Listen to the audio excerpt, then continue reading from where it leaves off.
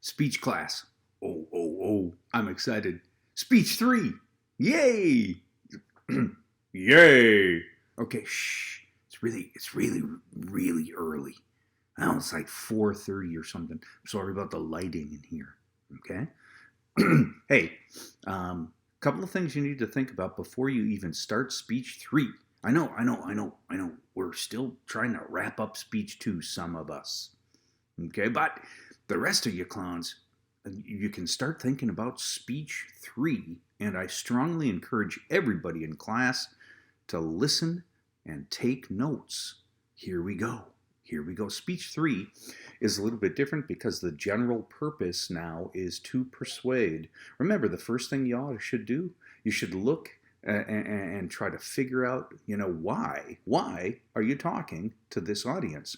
Well, your general purpose this time is to persuade. Now, here's what that means. And persuasion is omnipresent. It's all around us all. Oh, there's some. It's all around us all the time. It really is. Oh man, oh woman. You can't turn on the TV. You can't log on to the laptop. You can't walk down, the hallways in any institution without being persuaded. Hey, it's all around us now. Way back when? Way back eons ago. Okay? A dude named Aristotle that I really appreciate as far as this topic goes really hammered home some concepts of persuasion, but but but really, quite frankly, man, I tell you what, they are woven into all moments of persuasion, even today, through the eons.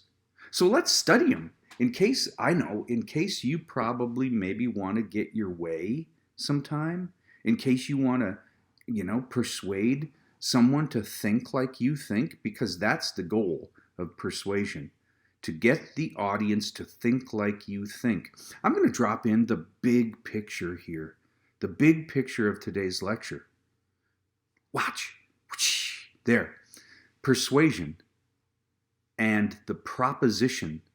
Now listen very carefully. Your goal is to propose something to the audience and move the audience to your way of thinking.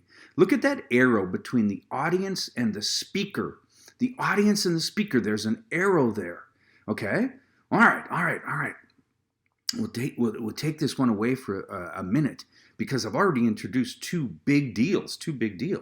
First of all, instead of a thesis statement, we're going to have a proposition, an I propose moment. At the end of our intros, I propose, and insert anything you want there. Now, you don't have to say the words I propose, but that's what it means.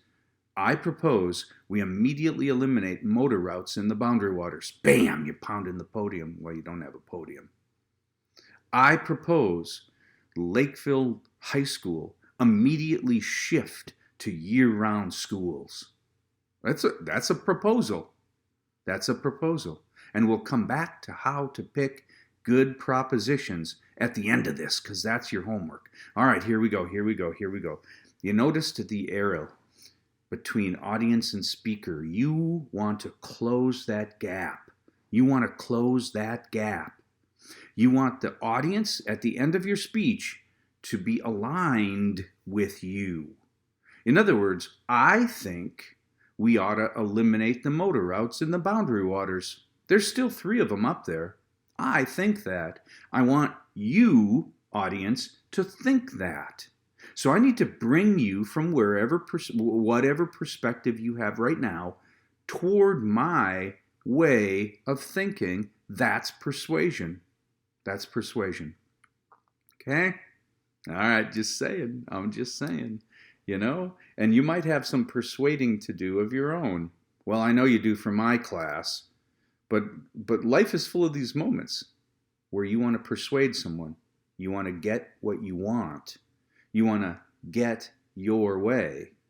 You want to move your audience, Mom, Dad, towards your way of thinking.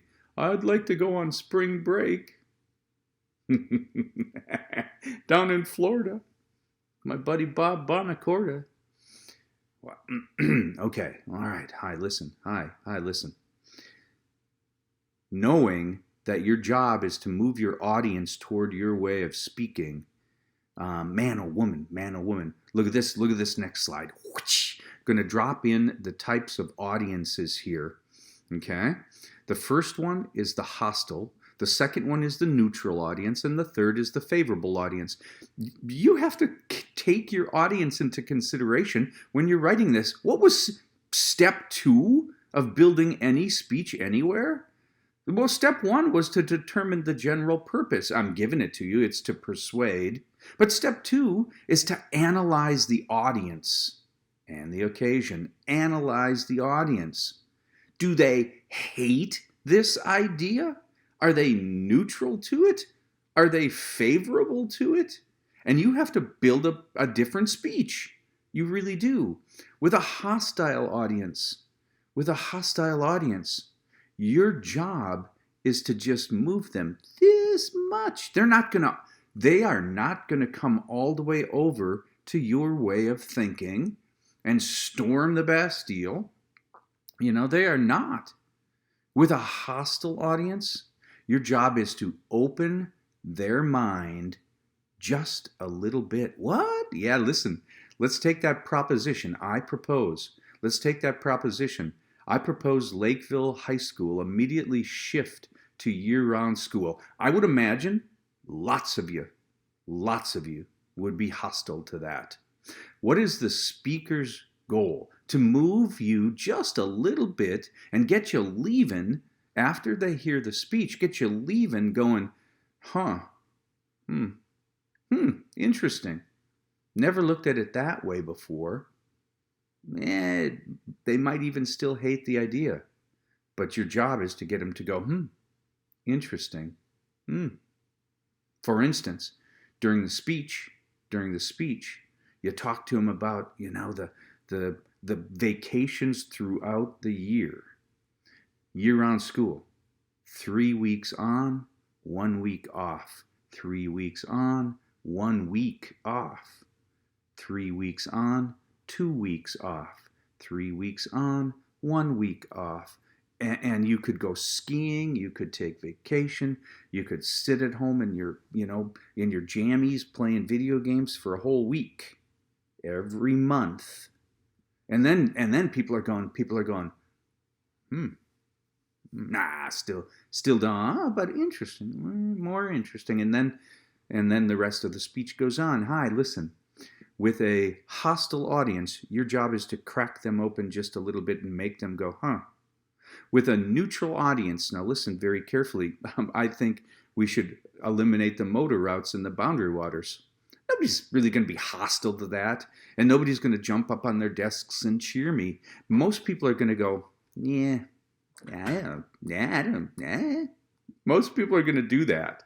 Listen, your job with a neutral audience is to give them information, but it's not an informative speech. It's not, but you have to deliver information to make them care. You need to give them a reason to care. All right. I'm just saying, think about your topics and then your proposals. And many of your audience members might be neutral to it, like, Then you need to give them a reason to care. And they will follow you. All right, with the favorable audience, these are the groups that are already in favor of your proposition. They really are. Okay? If you're a politician, let's pretend you're a politician, and you have a proposal. Vote for me. And you throw $1,000 a plate, $1,000 a plate dinner for a fundraiser. And at the end of the dinner, you pass the hat again for more money. Okay, you know who's showing up there? It's not the people that hate you. It's the people that are already in favor of you. Okay? So what's your goal with a favorable audience? Your goal is to motivate them to action. Motivate them to action. What is the action in this case? Well, the action is, put some more money in my hat. Give me more. More. Okay? And don't kid yourself. Don't kid yourself. You saw look at what's recently in the news. Look at what's recently in the news. Do you think those people, I'm going to be nice here now. Do you think those people that stormed the United States Capitol building weren't persuaded to do so? And do you think any of them were, hostile audience members or even neutral? No, these were all favorable members that were stirred up by a speech and motivated to action and then went down and stormed the Capitol. Okay? I'm just saying. These were not folks that really disliked the idea. These were not folks that were even neutral to the idea, like going, nope. They're already, and all they needed was a few words, and off they went. All right. I'm going to drop in the slide again. Look, hostile, neutral, and favorable audience. Keep those things in mind when you're writing this thing. You've got a different approach for each of them. The hostile audience, you just need to crack them open with some information to think about. The neutral audience, you give them a reason to care, and you'll have them right under your thumb. The favorable audience, you just need to motivate, rile up, get them going, move them to action. Okay? But look at what the speaker needs now. Look what you need as a speecher to accomplish this. Now we're going Aristotle. And I am jamming, oh my God, I'm jamming 3 days of lecture into 20 minutes if I can. Oh, I'm so sorry. But this semester, you know what's going on. Sorry. But listen, in a heartbeat, I'm going to teach Neo-Aristotelian persuasion. What? Yeah, there's this dude named Aristotle. Trust me, okay? Trust me. Research this. And Aristotle's techniques, ooh, I'm sneaking up on you. Aristotle's techniques in persuasion are still valued. Wow, it's early. I'm so tired. They're still valued and valuable today. They really are. Everybody out there is using Neo-Aristotelian persuasion. I've got some examples coming in a minute, but let me tell you what that is. Take a sneaky peek at this slide. Ethos, pathos, and logos. That's the basics of Aristotelian persuasion. Ethos, pathos, and logos. So, one at a time now. Dropping in ethos, look at ethos. Ethos means credibility. What? Yeah, Aristotle understood this. To persuade me, you have to have credibility. Why? Because I'm not listening to you if I think you don't have credible, information, or if I think you don't cite credible sources. That's why sources are even more important for this speech. I'm not listening to you if I think you're a weasel, if I think you're a liar, if I think you do not have credibility. Okay? Credibility. It comes in things like title, author, historian, okay, researcher, okay, doctor. It comes in things like title, president of the company, okay, lieutenant. It comes in things like title, right? Credibility also comes in years of experience, like 27-year veteran, 27 year, okay? He's been a professor at UMD for 30 years. Okay. All right. Think about it. Longevity. Being an expert in the field. Credibility or ethos comes in those forms. I have great experience with it. I am credible by title. My education is such. I've been educated in this manner. Okay. All right. Credibility. Okay. It also comes in the form of honor. You are an honorable source. Okay. Because there's a bunch of criminals out there that have been criminals for 30 years and just trying to get at you. And most of the time they're trying to get your money. Okay? Most of the time they're trying to get your wallet open. Hey, Most of the time. Okay? Credibility. Okay? All right, the second one, pathos. I know I'm cruising here, but you not only need to be credible. And where does the high school kid find credibility? Source work. Source work. If you're gonna try to persuade me that we should have year-round school, then you're a 17-year-old kid. You have to cite sources from other people's research. All right.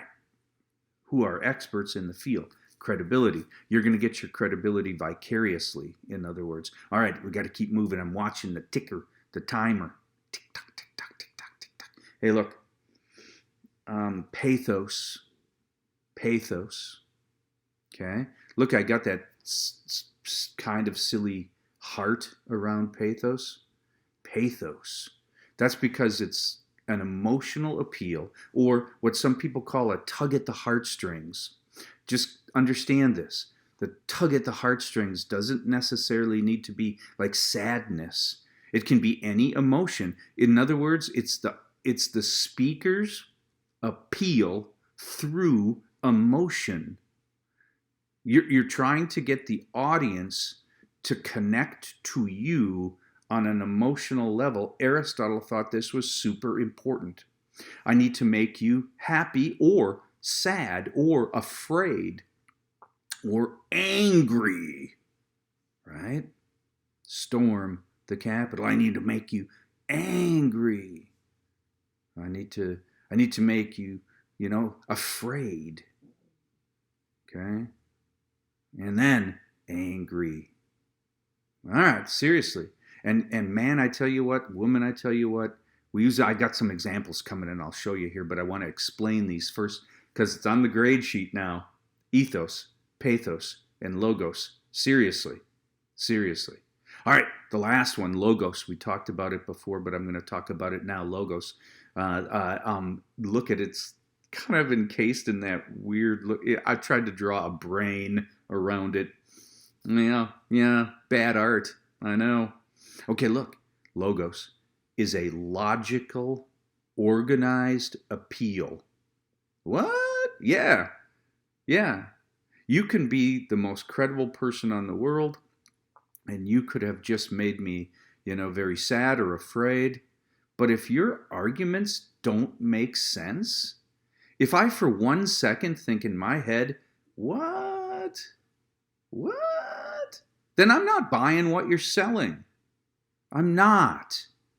If you're credible, if you have great emotional appeal, you've made me laugh with you, I think you're a pretty good guy, but then all of a sudden something just doesn't click, something doesn't make sense. I'm not getting my wallet out and dumping it out for you. I'm going in my head, I'm going, I don't know. I don't think so. Nah. Storm the what? That doesn't make sense. I don't know. Nah. Okay? And honestly, quite frankly, you have to have all three of those, ethos, pathos, logos, all three of those in a persuasive moment. You must, especially for my speeches, because I want to teach you how to get what you want. I really do. I know I'm crunching 3 days of lecture here because I know we have to keep moving because we're running out of daylight in this semester. Crazy semester. All right, so let's do this. Let's give you some examples. I don't know. I don't know. Any man, I'm stuck on politicians for some reason, but they do it all the time. They do it all the time.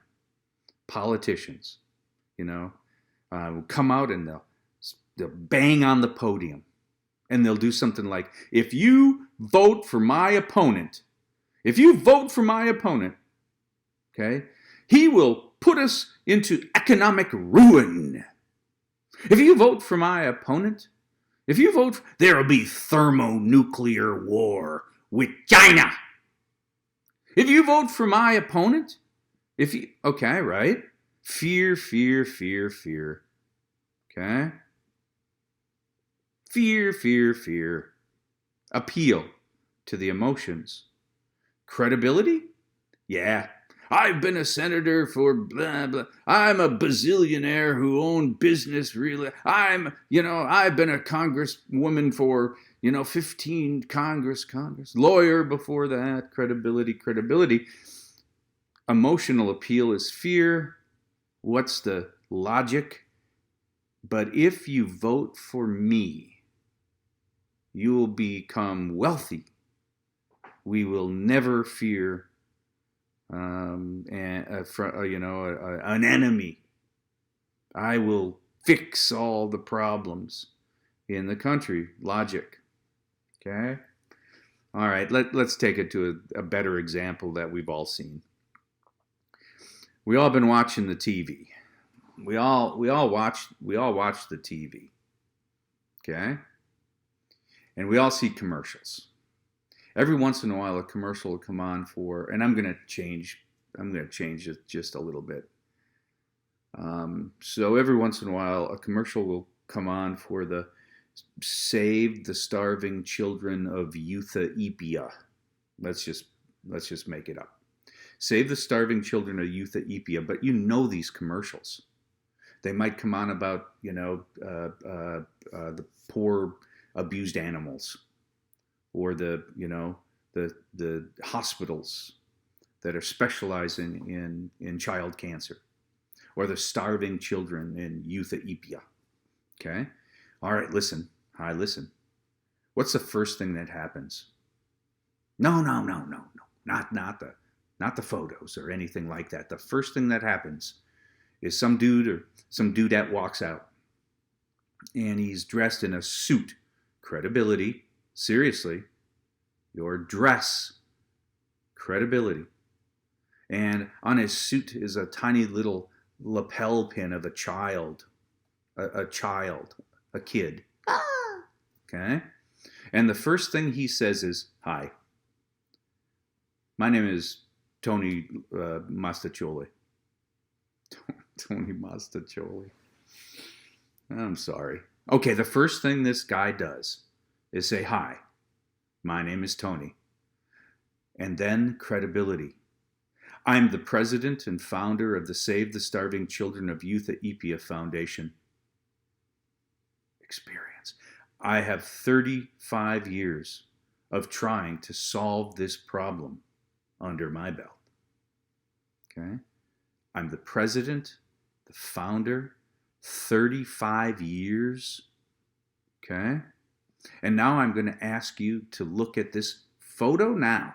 Here we go with the pathos, the tug at the heartstrings. And they show us some things, and it makes me want to cry. It really does. It really does. I throw away, in this house, I throw away enough food to feed 15 people a year. Throw away. Okay? Scrape off the plates, man. It makes me sad. Okay? I'm saddened by what I see. Okay? The poor child, bloated stomach, so weak she can't swat the flies off her own eyes. Campers, seriously. Now he's got credibility. Now he's got me at the emotional heartstring level. In this case, sadness. And then he pulls out the logical appeal. Click, click, click, click. Because really, what is he trying to persuade me to do? He's trying to persuade me to give them money so they can help. Give them money so they can help. Now, if I sense that, that doesn't make sense. No, he's got to make sense. He goes like this. He goes like this. For less than the cost of a cup of coffee each day, you can save this child. What? Click, click, click, click. For less than the cost of a cup of coffee, $1.50, click, click, click, a day, you can save this child. Okay? Ethos, pathos, logos. They all do it. Okay? The used car salesman does it. And what are the used car salesman? First thing they do is like, hey, oh yeah, oh you're a family guy? Yeah, oh here's my kids. I don't even know if they're their kids, but they show me kid pictures. Oh, you need a Suburban. It'll haul the whole soccer team. And it'll get your camping gear up. Oh, you're a skier? Look at these racks up here. Ooh, nice racks. Look at the racks. Okay, all right. Just saying. Ethos, pathos, logos. Now, I'm running way over time, but here's your job. Start thinking about topic. Start thinking about a topic. How do you do that with a persuasive speech? It has to be something you care about. I care about the boundary waters. I don't want to see that place get polluted. So I'm going to give a speech about elimination of the motor routes. Okay? But I care about 18 other things too. So I'm going to look at the audience and I'm going to think, what would they want to hear? And if I'm going to run that, I can still run that boundary water speech, but I need to write it so that I give them some information first. Then I appeal to their emotion and get them hooked, giving them a reason to care. What do you care about? What do you want to say? I don't want to say anything. Okay, stop it right now. I don't care about anything. Yeah, well, that's because we've done that to you. We really have. Kept you in the dark. We buy you toys to placate you when when you're not doing school and sports, which we jam at you. Think about the world. Think about this state. Think about the city. Think about the country. There's problems out there. There's ideas to be had. Try to persuade us. Okay? Man, oh man, oh man. And then you're going to have to draft a proposition, an I propose statement. Now, they may or may not have the words I propose. I propose. But they could. They could. I propose we immediately eliminate the boundary waters, canoe area, wilderness, motor routes. Okay? I propose Lakeville North immediately shift to year-round school. Okay? I propose harsher penalties for people that drive intoxicated.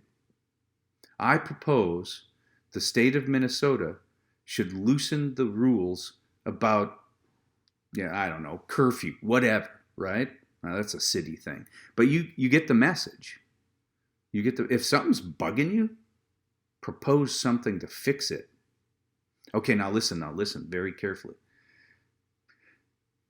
When you give me your propositions, your I propose statements, when you give them to me, they may or may not say I propose, right?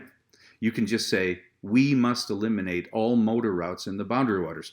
Okay, I propose is in there. It's just not. Okay? Okay. Your job is to come up with a proposal for me. Now, listen. I have seen some speeches that are just regurgitations of what you think you've done in other classes or what you think is easy, and I don't want to see those. I don't want you proposing something that you've already written up for health class or social studies. Come on. You have to care about it, and you never cared about it in the first place. So you have to care about it. Okay? Okay?